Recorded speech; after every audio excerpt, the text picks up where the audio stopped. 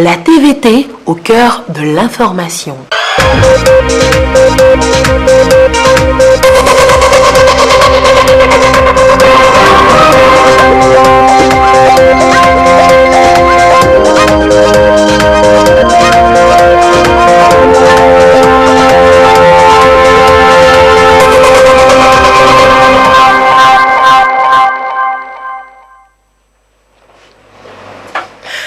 Avant-dernier jour d'une année qui égrène inexorablement 16 jours.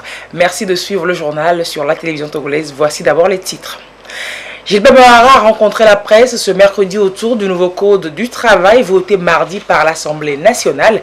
Le ministre de la fonction publique, du travail et du dialogue social a évoqué les raisons de l'actualisation du code qui attend donc sa prochaine promulgation par le chef de l'État.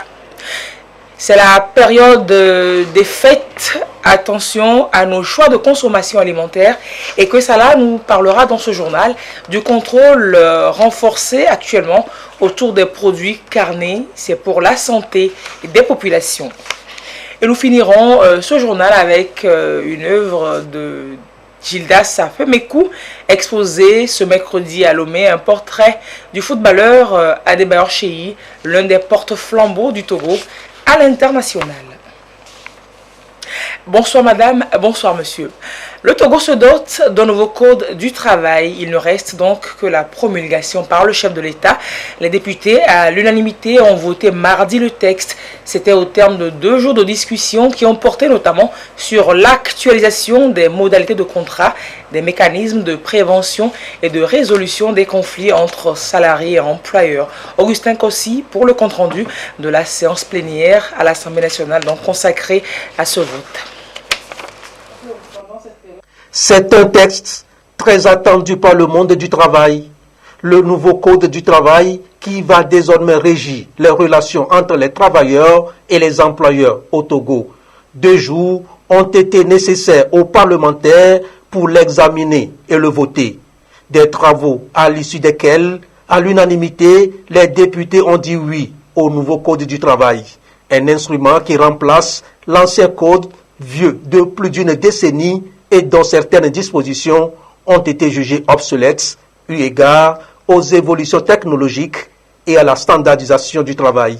Les modifications opérées s'articulent autour de 2 axes, la souplesse, la flexibilité et une meilleure réglementation des relations du travail, d'une part, une meilleure garantie de sécurité et de protection sociale d'autre part.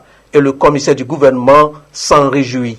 Vous me permettrez de saluer et de rendre hommage au chef de l'État, son Excellence Fort Essozimina Gnassingbé, pour son action volontariste et réformatrice et sa politique de modernisation de notre pays. Le processus de refonte de notre code du travail s'inscrit dans la droite ligne des réformes structurelles qu'il a engagées afin de renforcer les atouts de notre pays pour créer davantage d'emplois et offrir de meilleures perspectives à la population et particulièrement à la jeunesse.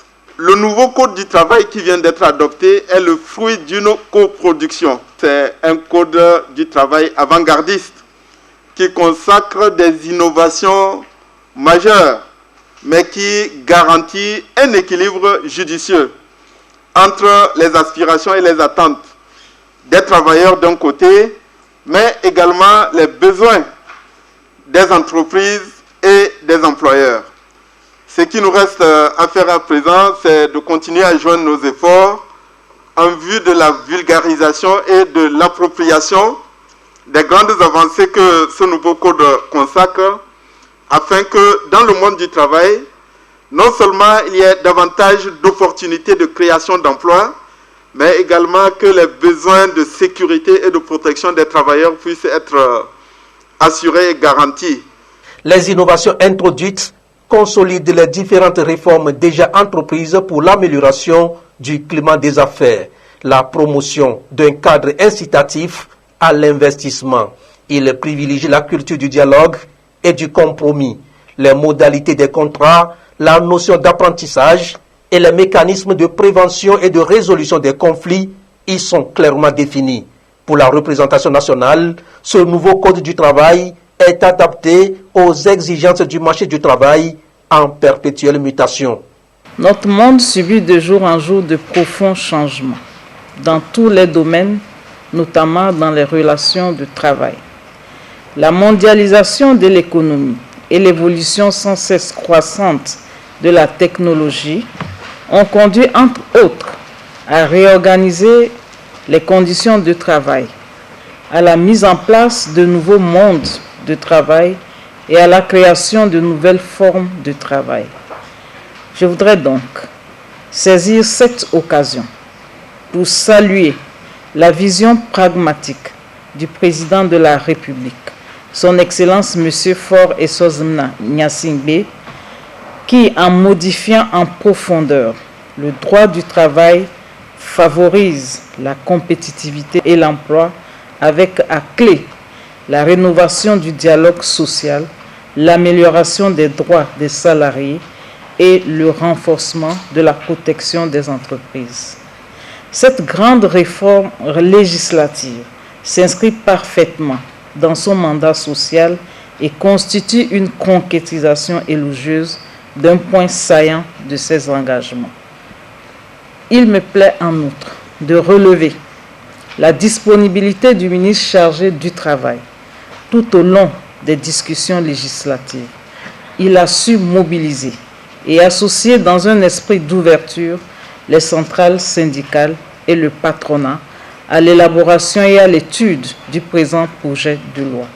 Ceci témoigne une fois de plus de tous les efforts déployés par les plus hautes autorités pour préserver et maintenir un climat de dialogue social apaisé dans notre pays. L'adoption du nouveau Code du travail traduit la volonté et l'engagement des élus du peuple que nous sommes d'accompagner la politique de l'exécutif visant à offrir un cadre plus protecteur aux travailleurs. À ce titre, je salue particulièrement les dispositions relatives à davantage de protection de la femme enceinte, de l'enfant et de la personne handicapée. J'encourage, au nom de la représentation nationale, tous les acteurs du monde du travail à mettre en œuvre les recommandations issues des discussions législatives afin de traduire dans la réalité cet important outil juridique que se donne la République aujourd'hui. Au-delà de ces avantages, le nouveau Code du travail fait la part belle au télétravail et instaure une assurance maladie dans les secteurs formels.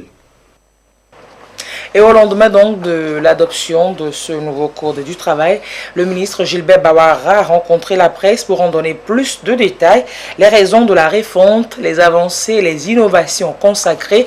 Les échanges ont été assez riches. Nous retrouverons Augustin Kossi pour en parler. Le nouveau Code du travail répond aux nouvelles exigences du marché du travail, aux impératifs de modernisation et de relance économique. En substance, le message est livré à la presse par le ministre de la Fonction publique, du Travail et du Dialogue social.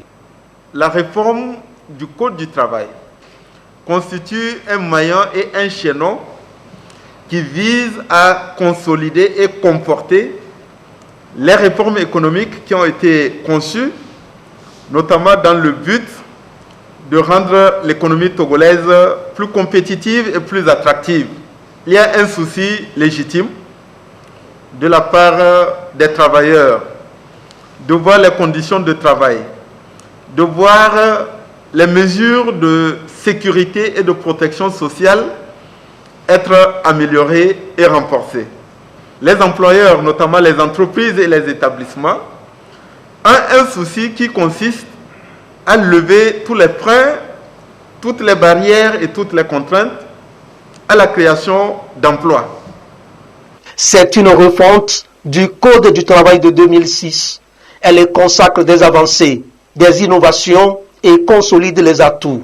À en croire le ministre, ce nouveau code réglemente et encadre le chômage technique, les contrats de mission, les modalités de protection et de sécurité sociale.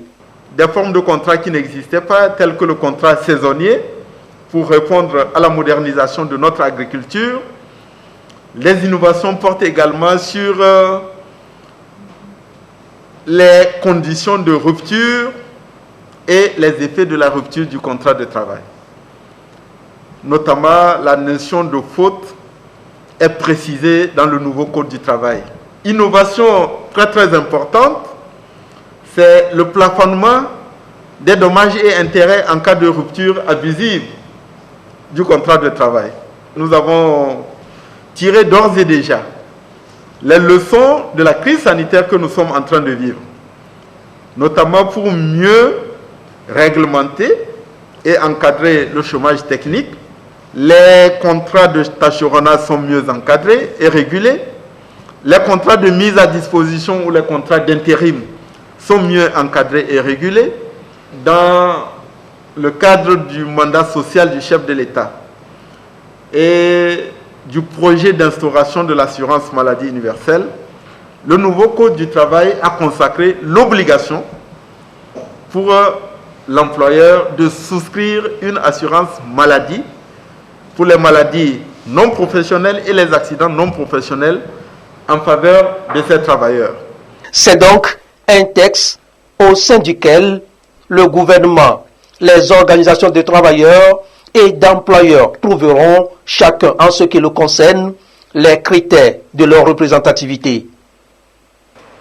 Et nous reviendrons sur d'autres aspects de ce sujet en plus précis dans nos prochaines éditions. Le Togolais peut aujourd'hui consommer facilement de la volaille locale. Divers fermes et élevages font leurs preuves, dont Terre Bénie. Cette dernière est spécialisée en aviculture, œufs, poussins, poulets de chair depuis 2014 et dans la recherche de produits de qualité pour vous. La télévision togolaise est allée voir comment le travail d'abattage de sains poulets de chair se fait dans cette ferme-là. Suivons Lucassi. Après 45 jours d'élevage dans des bâtiments fermés, les poussins d'hier deviennent des sujets à abattre. La ferme agro-pastorale s'est dotée d'un abattoir moderne d'une capacité d'abattage de 500 sujets par heure. Et là, tout est fait à la chaîne et ce, 3 fois par semaine. Nous réceptionnons les poulets prêts à abattre la veille à 20 heures. Les poulets sont soumis à une diète hydrique d'au moins 12 heures de temps. L'abattage commence le lendemain matin. Ça commence par l'accrochage des poulets au niveau des chaînes. Après l'accrochage vient l'étourdissement. On passe à la saignée. La saignée est suivie par l'échaudage et la plumaison. On passe à l'éviscération. L'éviscération est suivie par le rinçage et le refroidissement des carcasses au niveau du spin chiller. On passe au conditionnement des poulets en sachet et leur étiquetage. Après le conditionnement, les poulets passent au niveau du tunnel de surgélation. Au niveau du tunnel de surgélation, ça dépend, les poulets peuvent passer 5 heures à 10 heures de temps. Après le tunnel de surgélation, les poulets sont conditionnés dans des cartons et stockés dans la chambre froide. Près de 300 personnes sont employées dans cette ferme en plein temps et partiellement. 80% des maladies des hommes proviennent des animaux et de la consommation alimentaire. Le gouvernement veille de ce fait à la qualité des produits dérivés d'animaux sur les marchés, particulièrement en période de fête. Ces derniers jours, le contrôle de produits carnés est renforcé, comme on va le voir dans ce sujet de Ekwesala. Sans merci, le Togo mène la guerre contre les produits carnés de qualité douteuse. Le contrôle de ces produits s'accentue en cette période du Covid-19 associée aux fêtes de fin d'année. Conformément à la loi de la police sanitaire du 12 février 1999, la direction de l'élevage organise des descentes inopinées. Objectif, garantir à la population des produits carnés de qualité. Nous avons l'obligation de protéger les consommateurs dans ce temps fragile de fête pour ne pas les permettre de s'infecter à travers des produits de qualité sanitaire douteuse. Tout produit carné trouvé sur le marché sans estampille vétérinaire est saisi conformément à cette loi et détruit. Quand bien même vous avez l'autorisation, quand les produits arrivent, il doit faire une contre-inspection, une contre-analyse pour voir si ces produits, effectivement, au cours du transport, s'il n'y a pas eu rupture de chaîne de froid, si ces produits sont sains, et s'ils ne le sont pas, ces produits sont détruits. Donc nous en appelons à la vigilance des consommateurs pour ne pas en ajouter aux difficultés liées à la Covid-19 dans ce temps sensible de fête de fin d'année, et appelons qu'ils soient nos porte-paroles dans tous les hameaux, dans tous les villages, pour nous aider à mettre à leur disposition des produits de bonne qualité. Venir à bout de la rage canine, un autre défi que le gouvernement compte relever dans les 5 régions du Togo. Il encourage les populations à vacciner leurs animaux domestiques. Et en la matière, le vaccin contre la maladie est subventionné par l'État. Pour le dire que le gouvernement a mis à la disposition des services vétérinaires, des postes d'observation, des doses importantes de vaccins contre la rage des animaux de compagnie tels que les chiens, les chats, les singes, pour éviter la propagation de la rage qui est un problème de santé publique à un prix subventionné. Au lieu de 9 000 la dose, à 1 500 francs, l'État a subventionné pour que toute la population puisse vacciner les animaux et éviter ces cas de rage canine, surtout dans le monde rural. Voilà notre appel et demandons que la population ne consomme que les produits inspectés par les services vétérinaires. La direction de l'élevage invite les populations à collaborer avec les services vétérinaires pour identifier dans les marchés les commerçants des produits de qualité douteuse.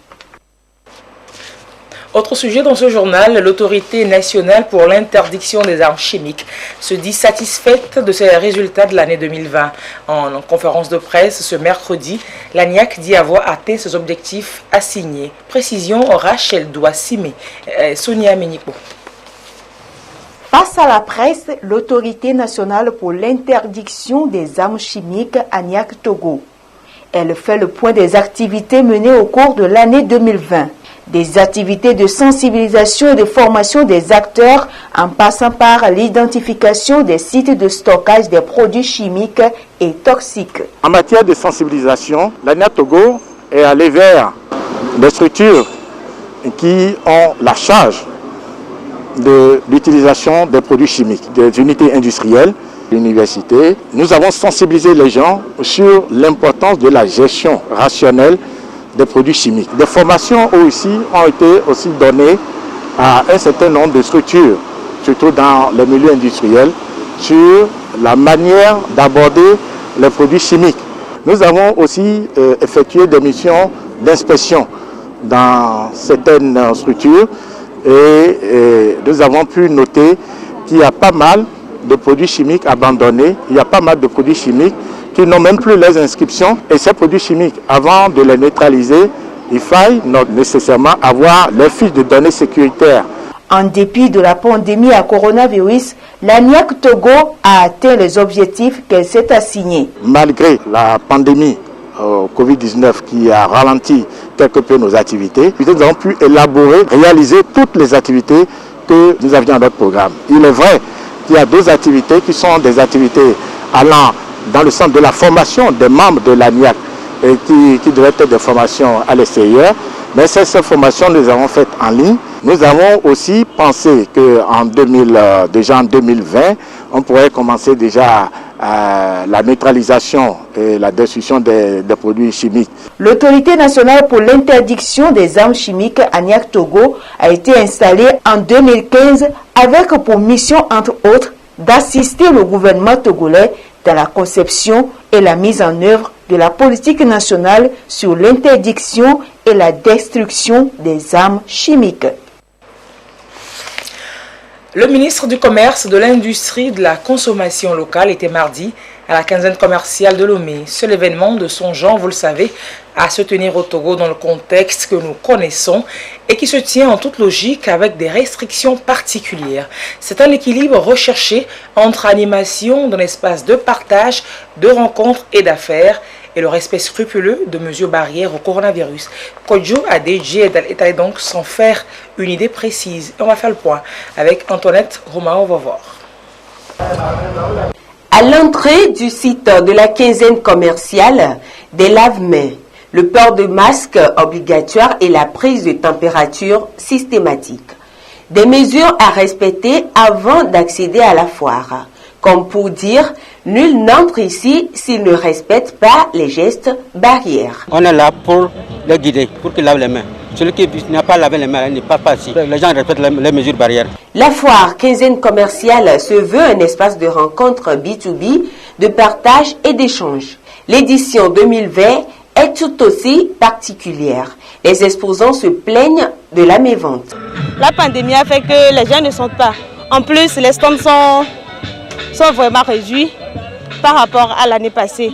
En plus, on termine aussi très vite. Vers 19h, 20h, nous sommes obligés de partir. Puis il y a couvre-feu aussi.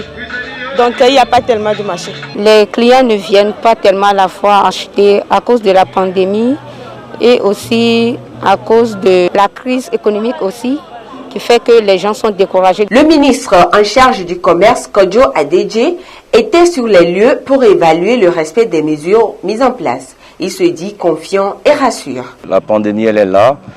Nous n'entendons pas entrer dans une seconde vague après les fêtes de fin d'année.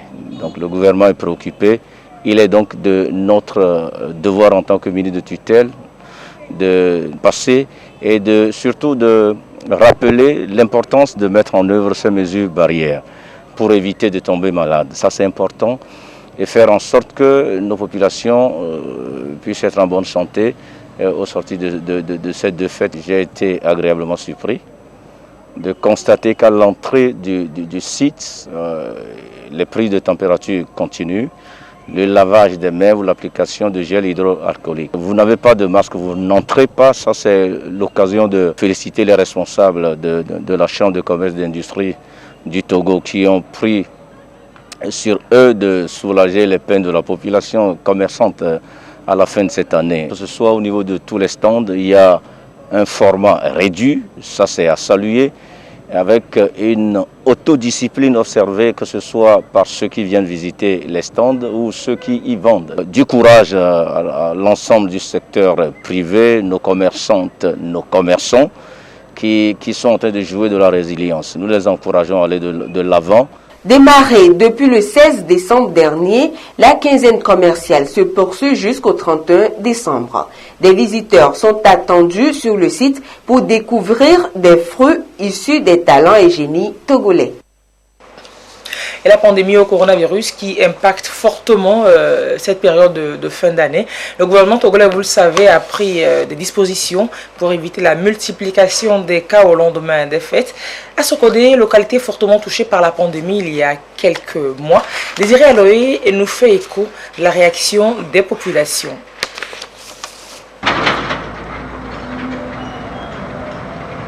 Situation d'urgence, mesures exceptionnelles. Le gouvernement togolais face à la pandémie liée à la Covid-19 multiplie des stratégies de prévention, surtout en cette période de fête de fin d'année. À Sokodé, les populations réagissent.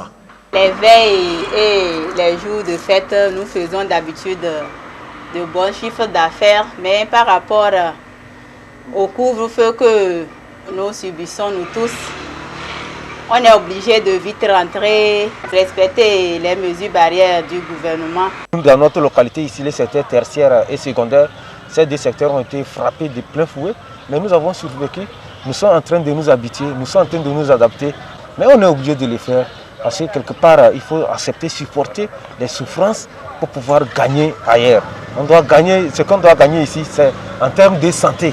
Et quand on aura santé, on aura tout le temps de reprendre nos activités normalement. C'est un devoir pour le gouvernement de le faire et c'est notre droit que le gouvernement nous prenne des mesures comme ça pour pouvoir nous protéger contre cette maladie. Donc ce sont des mesures salutaires. Avec le couvre-feu, on n'aura plus le temps d'aller dans les maquis, dans les boîtes de nuit qui se déroulent en groupe de personnes. C'est là-bas surtout que la maladie peut à tout prix nous atteindre. Tout le monde est là-bas, on ne sait pas qui est qui. À ce côté ici, par rapport à ce que nous avions vécu entre-temps, les gens sont obligés de respecter ça pour leur propre bien-être. Et je pense que nous avons déjà respecté le couvre-feu le 24 et le 25. Le 31 ne sera pas nouveau ni le premier. Nous allons toujours être dans le rythme et fêter dans de bonnes conditions. C'est important que tout le monde apporte sa contribution pour que les dispositions soient respectées et que la maladie finisse. Elle doit finir un jour pour que nous soyons tous libres. Des mesures sanitaires dans l'intérêt supérieur de tous. À chacun de veiller pour rompre avec la chaîne de contamination et faire entorse à la maladie sur toute l'étendue du territoire togolais. Les villes de l'intérieur du pays, vous le savez, ne sont concernées par le couvre-feu que les veilles et jours de fête. Donc demain, 31 et vendredi 1er janvier 2021, couvre-feu donc sur tout le territoire de 23h à 5h du matin. Et on va faire le point de la pandémie, le point quotidien de la situation de la pandémie au nouveau coronavirus au Togo. À ce jour, de mercredi 30 décembre 2020, la situation de la pandémie au nouveau coronavirus au Togo se présente comme suit. Le nombre de cas confirmés est de 3611, 7 nouveaux cas depuis hier. Le nombre de personnes guéries est de 3384, 18 nouveaux guéris depuis hier. Le nombre de cas actifs est de 159. Le nombre de décès est de 68. Le point est signé du ministre de la Santé, de l'Hygiène publique et de l'Accès universel aux soins, le professeur Moustapha Mijiyawa.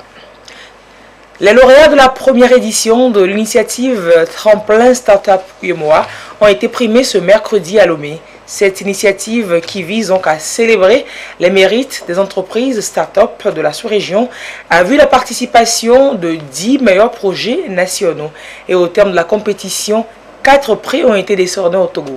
Un prix d'excellence et 3 prix d'encouragement. Le projet est accompagné par la Chambre du commerce et d'industrie du Togo. Abidé Nyasingbe pour la cérémonie de distinction des lauréats ce matin.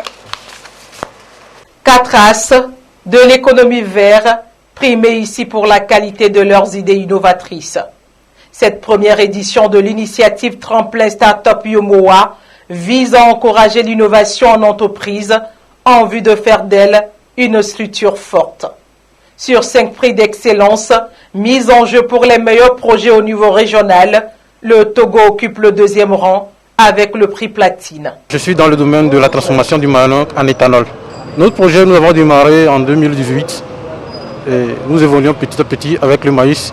Et aujourd'hui, nous utilisons le manioc pour transformer le sucre, l'amidon qui est dans le manioc en éthanol. Le fait de rapporter ces prix aujourd'hui est une grande satisfaction. 10 meilleurs projets nationaux de start-ups ont été sélectionnés puis soumis à cette compétition régionale.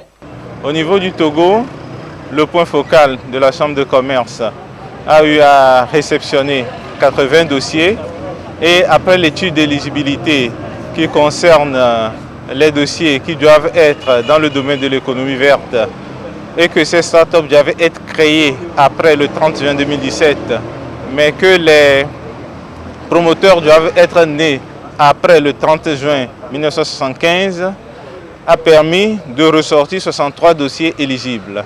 Et ces 63 dossiers éligibles ont été confiés aux jurés, qui sont au nombre de 6, et cette commission a travaillé pour pouvoir ressortir les 10 meilleurs dossiers.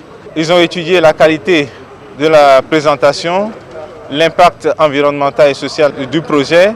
Cette initiative de la commission de l'UEMOA vient appuyer les efforts du gouvernement en faveur des start-up togolaises.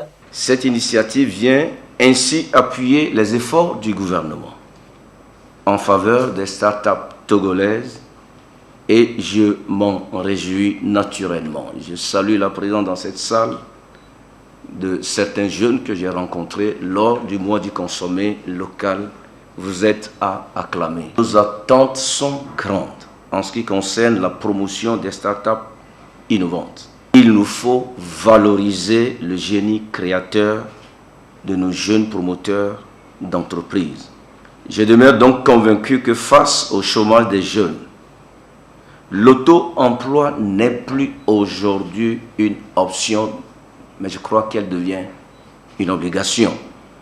Il s'agit de promouvoir la culture de l'entrepreneuriat à travers des initiatives comme celle-ci, visant à encourager les jeunes à s'engager davantage dans l'auto-emploi. Ils ont la capacité de réussir. En dehors du prix d'excellence, 3 prix d'encouragement sont également décernés au Togo.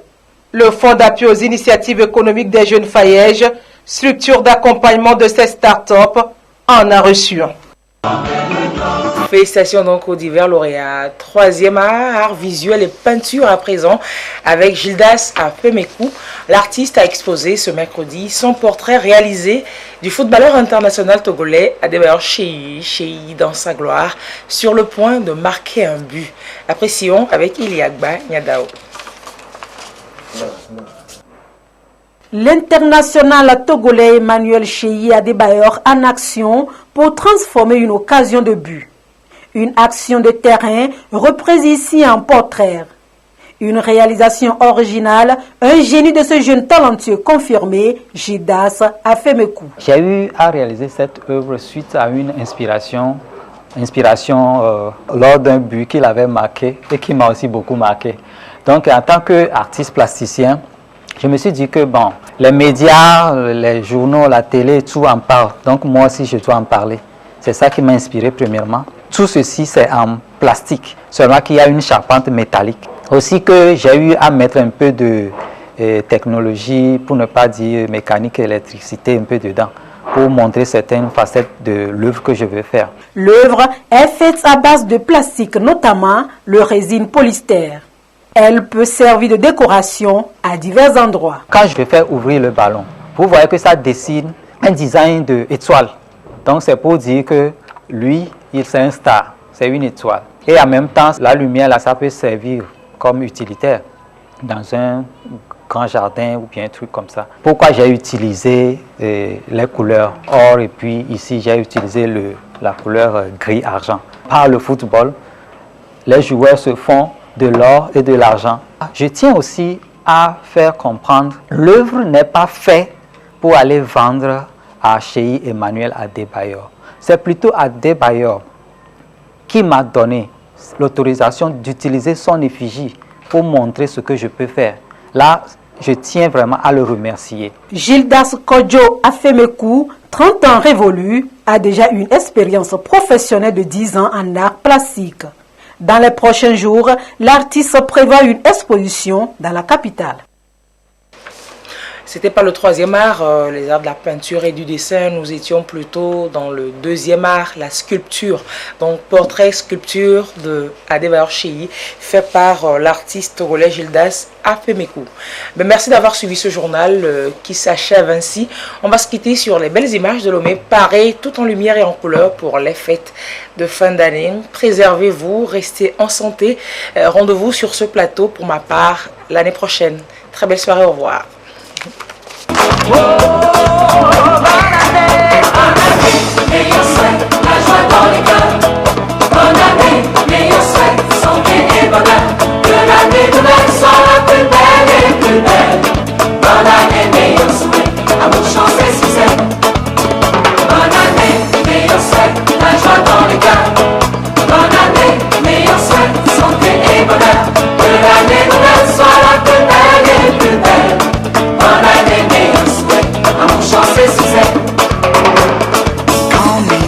Une page est tournée, on abandonne soucis et regrets.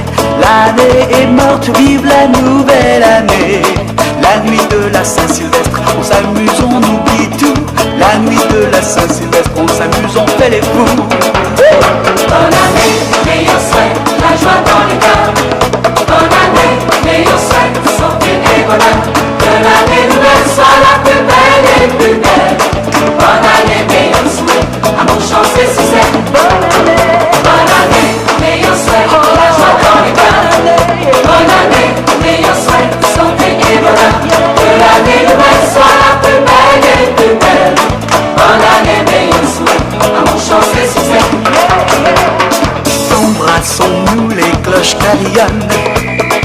embrassons-nous, l'année sera bonne, que le champagne commence à couler. La nuit de la Saint-Sylvestre est une nuit de folie.